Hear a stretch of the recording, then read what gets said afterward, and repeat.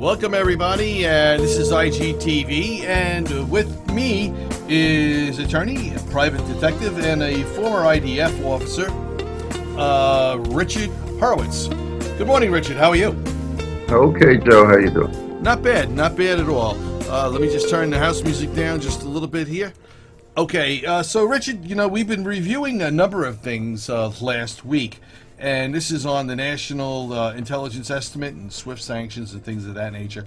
I understand this week we've got a couple of clips, and I want to roll over them real quick and get some comments from you, all right? So just stand by as I bring these up for everybody. I think you can find these interesting. I certainly appreciate you supplying them to me. All right, so here we go. Let's get clip one out there.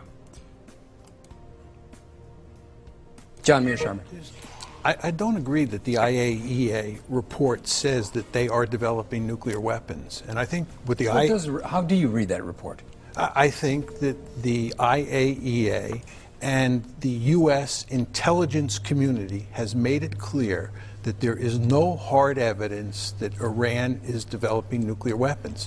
But the key issue here, Phil, is there's a distinction between developing the full nuclear fuel cycle on one hand and well, that was the first denial. We're going to switch over real quick to a radio interview, and we're going to listen to the second one. Here we go.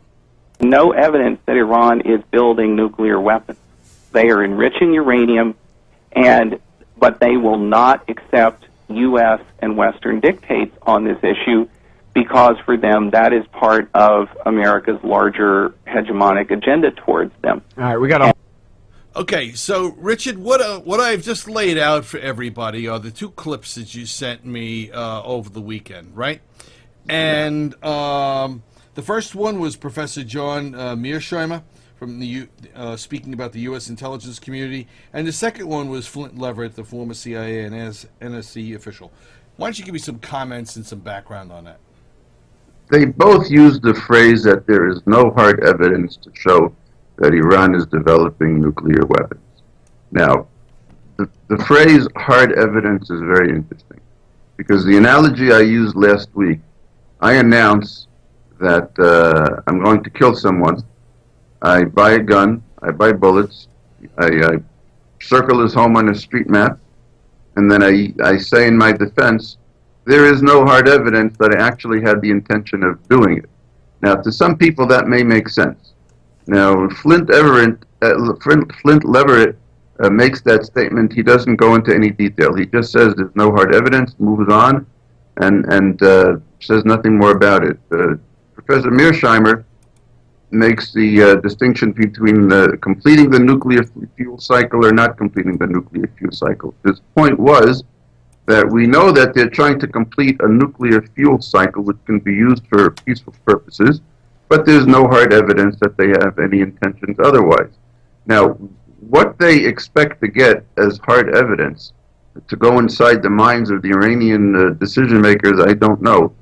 But if they're developing ballistic missiles at the same time they're enriching uranium, and if they had been enriching uranium for years secretly before it was discovered, and if they're working on nuclear triggers, which can only be used for one thing, and they say provocative and outrageous statements about countries that shouldn't exist, and that the United States is responsible itself for 9/11, then I don't understand how they could ignore those aspects of it and focus solely on we don't know what the actual intention in their decision makers' minds are. So there you have it. All right, Richard, thank you very much.